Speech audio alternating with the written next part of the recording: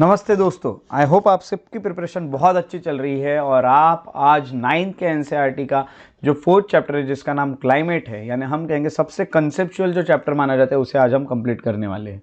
उसके साथ साथ आपको ये बता दूं कि आज का जो चैप्टर है उसमें हम डिस्ट्रीब्यूशन ऑफ रेनफॉल को स्टडी करेंगे और आपको ये भी बता दूं कि ये आज का जो पोर्शन है ये काफ़ी इंपॉर्टेंट है क्योंकि काफ़ी फैक्चुअल है। इसके लिए आपको आपके साथ मैप बुक रखना बहुत ज़्यादा ज़रूरी है। उसके साथ साथ आप लोग अच्छे से मैप पे इसे स्टडी करेंगे। वैसे तो मैं आपको मैप के थ्रू ही आज का लेक्चर पढ़ाने वाला हूँ, मेरे स्क्रीन पे तो मैप रहेगा ही, बट आपको भी अपने साथ मैप बुक्स रखना है ताकि आपको और इफेक्टिवली ये चीज़ें पता चले। तो चलिए आज का लेक्चर शुरू करते हैं। बट शुरू करने के पहले आपको ये बता दूं कि लेक्चर्स के इन बिटवीन द लेक्चर में आपको कुछ क्वेश्चंस पूछता हूँ जिसके काफ़ी सारे लोग आंसर भी करते हैं काफ़ी बेहतरीन तरीके से। और पिछला जो लेक्चर था मेरा उसमें जिन्होंने आंसर किया उनका नाम है मयंक जी, रोहित जी और स्नेहा जी। तो मयंक जी, रोहित जी और स्नेहा जी ने जो मैंने क्वेश्चन पूछा था वो था एनुअल सबसे ज़्यादा रेनफॉल जो होती है वो जगह जिसको हम मौसंद्रम कहते हैं वो कहाँ है। तो इन सभी ने काफ़ी अच्छी इन्फॉर्मेशन दी है। प्रीवियस वीडियो में देख के, प्रीवियस वीडियो में जाके कमेंट सेक्शन में आप इन्होंने दी हुई इन्फॉर्मेशन को आपके नोट्स में नोट डाउन कर ले ताकि आपको बहुत अच्छे से हर चीज़ के बारे में नॉलेज मिल सके सभी लोगों को। तो बहुत बहुत शुक्रिया मयंक जी, रोहित जी और स्नेहा जी, जो आपने हमें जो आंसर्स थे एकदम करेक्टली सेंड किए हैं। तो अब तक हम 4th चैप्टर में जो कि 9 के एनसीईआरटी से उससे काफ़ी सारी चीज़ें पढ़ चुके हैं, जैसे कि हमने कुछ इंट्रोडक्टरी पार्ट पढ़ा, क्लाइमेट कंट्रोल्स पढ़े, फैक्टर्स अफेक्टिंग इंडियाज क्लाइमेट पढ़ा।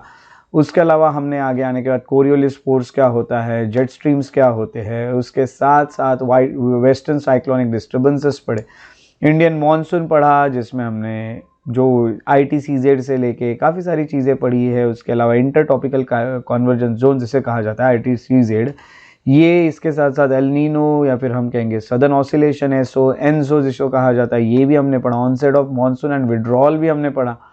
उसके अलावा हमने सीजन्स पढ़े। सीजन्स में हमने विंटर सीजन जिसको कोल्ड वेदर सीजन कहा जाता है वो पढ़ा, हॉट वेदर सीजन जिसको समर कहा जाता है वो पढ़ा। उसके बाद हमने एडवांसिंग मानसून जिसे रेनी सीजन कहा जाता है वो भी पढ़ा और उसके अलावा हमने रिट्रीटिंग या फिर पोस्ट मानसून जिसे ट्रांजिशन सीजन कहा जाता है वो भी पढ़ा। आज हम distribution of rainfall and monsoon as unifying bond पढ़ने वाले हैं जो कि बहुत इंपॉर्टेंट चैप्टर, बहुत इंपॉर्टेंट टॉपिक है इस चैप्टर से। सो आज के इस लेक्चर में हम पढ़ेंगे डिस्ट्रीब्यूशन ऑफ रेनफॉल और monsoon as a unifying bond. आज के लेक्चर में आपको मैप्स का ज़्यादा यूज़ करना होगा, तो अपने मैप बुक्स अपने साथ रखिए, हो सके तो एनसीईआरटी में जो मैप्स दिए वो भी साथ में रखिए, और वैसे तो मैं आपको मैप्स भी यहाँ पे कराने वाला हूँ। तो सबसे पहले ये पूरा मैप बेस्ड हमारा लेक्चर होने वाला है जो कि लास्ट पार्ट है हमारे 4th लेसन का, 4th चैप्टर का, जो कि है 9th के एनसीईआरटी से। और ये बहुत ज़्यादा कंसेप्चुअल पूरा टॉपिक था, ये देखा हमने 4th चैप्टर जो था ये। और अभी का जो टॉपिक हमारे बच्चे पूरी तरह से फैक्चुअल टॉपिक है। तो चलिए फैक्चुअल टॉपिक को अच्छे से पढ़ने की कोशिश करेंगे। जो जो पॉइंट्स आपको इंपॉर्टेंट लगते हैं वो नोट्स में नोट डाउन करना मत भूलिएगा आपने, तो अपने पेन और कॉपीज भी रेडी रखिएगा। तो सबसे पहले हमारा टॉपिक है distribution of rainfall. Distribution of rainfall में सबसे पहले देखा जाए तो पार्ट्स ऑफ वेस्टर्न कोस्ट और नॉर्थ ईस्टर्न इंडिया जो है वहाँ पे नियर अबाउट, ओवर हम कहेंगे, नियर अबाउट नहीं, over about 400 centimetre rainfall annually देखने मिलता है। तो हम सबसे पहले यहाँ पे आते हैं, हम यहाँ पे देखते हैं कि यहाँ पे एनुअल रेनफॉल की बात की जा रही है। आपके इसमें दो मैप्स दिए, एक एनुअल रेनफॉल का दिया हुआ है और एक रेनफॉल इन सितंबर वाला दिया हुआ है। ये वाला जो आपको दिख रहा है जून सितंबर वाला दिया हुआ है। तो हम यहाँ पे जो मैप देख रहे हो एनुअल रेनफॉल वाला मैप देख रहे हैं, इसमें सबसे पहले उन्होंने हमें जो बताया वो ये है कि वेस्टर्न कोस्ट की अगर बात करें, यानी अब अगर आप जानते हो तो ये इंडिया का ईस्ट पार्ट है, ये वेस्ट पार्ट है। तो वेस्टर्न कोस्ट की अगर बात करें, ये वाले कोस्ट की, तो यहाँ पे आपको अबाउट 400 सेंटीमीटर रेनफॉल देखने मिलता है एनुअली। आप यहाँ पे देख ही रहिए, जो कलर आपको दिया गया है ये वाला, ये कलर जो है, ये कलर है 400 अबाउ सेंटीमीटर वाला रेनफॉल। और ये देखिए वेस्टर्न कोस्ट पे आपको देखने मिल रहा है। उसके अलावा नॉर्थ ईस्टर्न इंडिया, ये देखिए नॉर्थ ईस्टर्न पार्ट में कुछ कुछ जगह पे आपको ये देखने मिलता है। तो ये एक टाइप हो गया, ये एक हो गया और ये एक हो गया। यहाँ पे आपको अबाउट 400 सेंटीमीटर रेनफॉल एनुअली देखने मिलता है। अब आगे उन्होंने हमें जो लिखा है, जैसे कि आप अपने एनसीईआरटी में देख पा रहे होंगे कि it is less than 60 centimetre in western Rajasthan. अब लेस दैन 60 की अगर बात करें तो 60 के नीचे अगर हम आते हैं तो इस तरह के कुछ कलर्स आपको देखने मिलते हैं। तो अगर हम राजस्थान में आते हैं तो राजस्थान की ईस्ट साइड, यानी हम आएंगे इधर साइड पे, ठीक है, ये ईस्ट साइड आएगी राजस्थान की। यहाँ पे आपको जो देखने मिल रहा है, ये देखने मिल रहा है कौन सा, तो लेस दैन हम कहेंगे 60 सेंटीमीटर वेस्टर्न राजस्थान और एडजॉइनिंग पार्ट ऑफ गुजरात में भी आपको वैसे ही देखने मिलता है। तो ये कुछ पार्ट है जहाँ पे आपको उस तरह का रेनफॉल देखने मिलेगा, यानी 60 सेंटीमीटर से भी कम देखने मिलेगा। तो वेस्टर्न राजस्थान और हम कहेंगे गुजरात, उसके अलावा हरियाणा और पंजाब, इन स्टेट्स में भी आपको देखने मिलेगा। अब अगर हम इंडिया के मैप में हरियाणा और पंजाब को अगर हम मार्क करने की कोशिश करें तो ये कैसा बनेगा, इसलिए मैंने आपको बोला था कि आप अपने साथ इंडिया का एक मैप भी, इंडिया के मैप बुक भी कैरी कीजिएगा या फिर आपके एटलास कैरी कीजिएगा, जिसमें आपको इंडिया का पॉलिटिकल मैप देखने मिल रहा है। जब हम इंडिया के पॉलिटिकल मैप में आते हैं तो मैं आपको वो भी दिखा देता हूँ इंडिया के पॉलिटिकल मैप में। सबसे पहले तो यहाँ पे आप इस मैप में देख पा रहे हैं, यहाँ पे जैसे उन्होंने हमें जो पोर्शन बताया था, जो हम देख रहे हैं वो था हरियाणा का। देखिए गुजरात और राजस्थान का ईस्टर्न पार्ट तो उन्होंने बता दिया, ये ईस्टर्न पार्ट आ जाता है गुजरात और हरियाणा का, और इसी को अगर हम ये देखें तो इधर का पार्ट बन जाता है, ठीक है। उसके अलावा उन्होंने हमें जो अगला पार्ट बताया था, जो स्टेट्स बताए थे, वो थे हरियाणा और पंजाब। अब आपको यहाँ पे पंजाब देखने मिल रहा है, ये पंजाब है और ये हरियाणा है, तो ये भी रीजन आ जाएगा उसमें, और ये ऐसा ऐसा रीजन कुछ बनेगा। तो यहाँ पे हम देख सकते हैं, ये देखिए ऐसा ऐसा जा रहा है ये पूरा, तो यही है, हमें ये पता चल जाता है मैप में। तो मैप बेस्ड चीज़ें जो है वो परफेक्ट बननी चाहिए आपकी, यही सब चीज़ें हैं उसमें। अब उसके बाद अगर हम आते हैं तो आगे आपको देखने मिलता है कि उन्होंने आगे जो चीज़ें एनसीईआरटी में लिखी है वो क्या होती है, ये हम देख लेते हैं। तो सबसे पहले देखिए, अब यहाँ पे आगे का जो पोर्शन होगा, यहाँ तक तो हमने पढ़ लिया। However it is less than 60 centimetre in western Rajasthan and adjoining part of Gujarat, Haryana and Punjab. अब आगे देखिए, rainfall is equally low in the interior of the Deccan plateau and east of the Sahyadris. अब आप सह्याद्री और interior of the Deccan plateau में जाएंगे, और आपको मैं पिछले बार बहुत सारी चीज़ें बता चुका हूँ। एक हिंट है कि रेन शेडो रीजन है, कुछ रीजन्स है, ऐसे काफ़ी सारे रीजन के कारण इस रीजन्स में कम रेनफॉल होता है। आपको कमेंट सेक्शन में कोई तो भी चीज़ लिखनी है, मैं बताता हूँ क्या लिखनी है, उसके पहले देख लेते हैं उन्होंने जो बोला। वो उन्होंने क्या बोला है कि इंटीरियर ऑफ डेक्कन प्लेट्यू, अब डेक्कन प्लेट्यू पे आप आओगे और उसके इंटीरियर में अगर आप जाओगे तो यहाँ पे आपको कम रेनफॉल देखने मिलता है। देखिए यहाँ पे कलर देखिए, काफ़ी आपको अलग सा कम वाला कलर दिख रहे हैं, ये पूरे कम वाले कलर आपको देखने मिल रहे हैं। तो डेक्कन प्लेट्यू के इंटीरियर में आइए, या फिर आप सह्याद्री के, हम कहेंगे सह्याद्री जो बनेगी यहाँ पे बनेगी, तो सह्याद्री के ईस्ट में है, यानी यही पार्ट, पूरा यही वाला पार्ट पकड़ लीजिए, यहाँ पे भी आपको कम रेनफॉल देखने मिल रहा है, ठीक है, ये उनका कहना है। तो ये एक और चीज़ आपको पता चली कि डेक्कन प्लेट्यू और ईस्ट ऑफ सह्याद्रीज में आपको कम रेनफॉल देखने मिलता है। Why do this regions receive low rainfall, ये आपको क्वेश्चन है, इसका आंसर आपको कमेंट सेक्शन में लिखना है। अब तक हमने जितनी सारी चीज़ें डिस्कस की उसी में इसका आंसर छुपा हुआ है। जितने भी टॉपिक्स इस चैप्टर में हमने अब तक डिस्कस किया, अब तक के पिछले लेक्चर्स में, उसी में इसका आंसर छुपा हुआ है। तो आपको इसका आंसर कमेंट सेक्शन में लिखना है कि ये रीजन्स जो है यहाँ पे कम रेनफॉल क्यों देखने मिलता है। थर्ड एरिया जो है जहाँ पे कम रेनफॉल देखने मिलता है वो है लेह और जम्मू एंड कश्मीर का रीजन। उसके अलावा हम कहेंगे रेस्ट ऑफ द कंट्री जो है वहाँ पे मॉडरेट रेनफॉल देखने मिलता है। स्नोफॉल जो होता है वो हिमालयन रीजन में ही देखने मिलता है। अब इन चीज़ों को भी क्लियर कर लेते हैं। अब जब हम आगे आते हैं तो हमें अब काफ़ी सारी और भी चीज़ें पता चलती है, जैसे कि अब लेह वाला रीजन, ये जो लेह वाला रीजन है और जम्मू कश्मीर वाला रीजन है, यानी ये पूरे रीजन को भी आप पकड़ोगे तो इस रीजन में भी आपको काफ़ी कम रेनफॉल देखने मिलेगा। ये भी आपको देखने मिलेगा। देखो कुछ रीजन में काफ़ी अच्छा है, जैसे इधर और इधर स्नोफॉल भी आपको देखने मिलता है। इसीलिए तो आपको ये पता चलता है कि इस रीजन में भी रेनफॉल कम है, बट कहीं कहीं पर आपको स्नोफॉल जो है वो देखने मिलता है हिमालयन रीजन में। तो स्नोफॉल सिर्फ हिमालयन रीजन में मिलता है। तो ये रीजन आप छोड़ देंगे, ये रीजन आप छोड़ दोगे और आप ये रीजन छोड़ दोगे तो आपको पूरे इंडिया में ही काफ़ी मॉडरेट रेनफॉल आपको देखने मिलता है। यही उनका एनसीईआरटी में कहना है।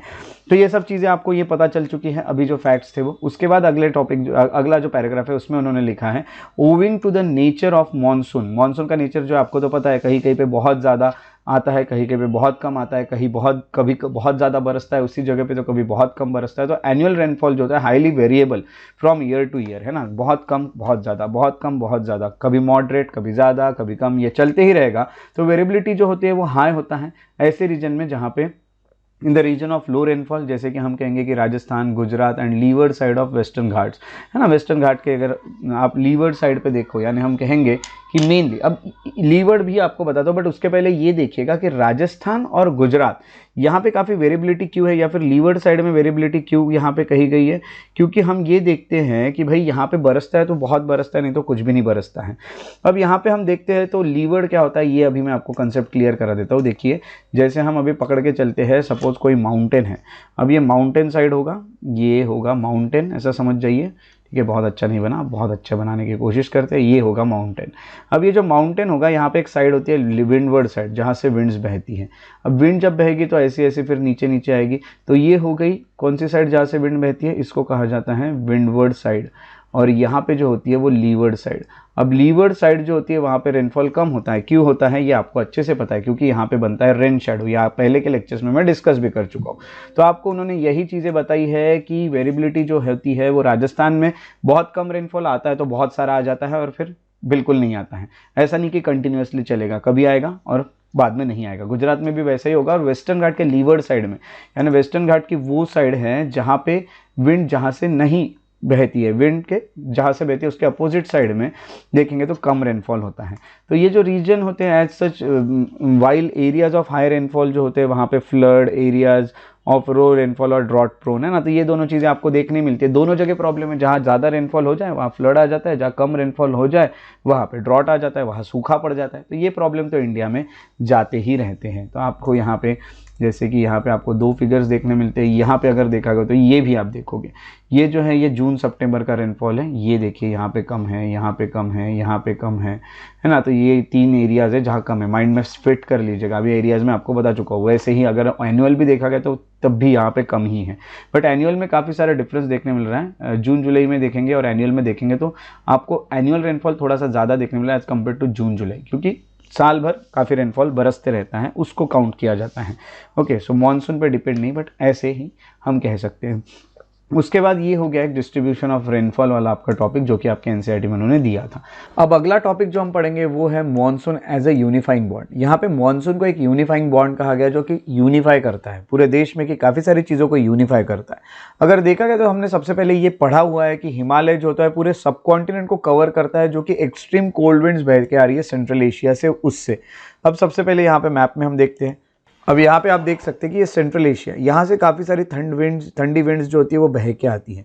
अब इन विंड्स से हमें रोकता है हिमालय, क्योंकि हिमालय जो होता है एक पर्वत करके खड़ा है और ये पास नहीं होने देता है जल्दी कोई विंड को। तो ये अपने आप में ठंडा रहता है और पूरे सब कॉन्टिनेंट को प्रोटेक्ट करता है, ये जो बहुत ज़्यादा ठंड आ रही है इससे। तो ये हमें यहाँ पता है सबसे पहले। दूसरी बात हम कहेंगे कि it enables northern India to have uniformly higher temperature compare to other areas of the same latitude. अगर हम पूरे अर्थ पे बात करें, इनका यही कहना है कि अगर हम सेम लैटिट्यूड पे पूरे अर्थ पे आए, यानी हम इसी लैटिट्यूड पे पूरे अर्थ पे अगर आते गए यही लैटिट्यूड से, तो बाकी रीजन्स काफ़ी ठंडे एज कम्पेयर टू ये नॉर्दर्न पार्ट जो इंडिया का। ऐसा क्यों? क्योंकि हिमालय जो होता है वो प्रोटेक्ट कर रहा है कि हिमालय बाकी जो विंड है उसको इजीली आने नहीं दे रहा है। जो एशिया से विंड आ रही है उसको इजीली इंडिया में एंटर नहीं होने देता है, यानी हम कहेंगे हिमालय रोक लेता है उन ठंड विंड्स को। इसलिए सेम लैटिट्यूड पे जो एरियाज है उससे नॉर्मल टेम्परेचर इंडिया में देखने मिलता है। सिमिलरली हम ये कहेंगे कि पेनिनसुलर पार्ट में आएंगे इंडिया के, तो पेनिनसुलर पार्ट यानी क्या कि तीनों साइड से जहाँ पे हम कहेंगे कि वाटर बॉडीज है। अब यहाँ पे हम पेनिनसुला की तरफ आते हैं, तो इंडिया के पेनिनसुला की अगर हम बात करें तो ये इंडिया का नीचे का पोर्शन, जिसके तरफ एक तरफ अरेबियन सी है, दूसरी तरफ इंडियन ओशन है और तीसरी तरफ हमें बे ऑफ बंगाल देखने मिलता है। तो ये तीन अगर साइड्स में देखा गया तो पानी है, सी है। इस कारण यहाँ पे हम कहेंगे कि पेनिनसुला जो है यहाँ पे भी काफ़ी मॉडरेट टेम्परेचर होता है, जहाँ पे सी होता है वहाँ पे तो काफ़ी मॉडरेट टेम्परेचर ही देखने मिलता है। तो हम यही कहेंगे कि ये पेनिनसुला में भी मॉडरेट टेम्परेचर। इसके पीछे के रीज़न आप पढ़ चुके हो। जो सी होता है, जो पानी होता है, वो जल्दी ठंडा भी नहीं होता है और जल्दी गर्म भी नहीं होता है, जिस कारण वो क्लाइमेटिक कंडीशंस या फिर हम कहेंगे कि वहाँ का क्लाइमेट वैसे मेंटेन हो जाता है। अब टेम्परेचर भी मेंटेन हो जाते हैं।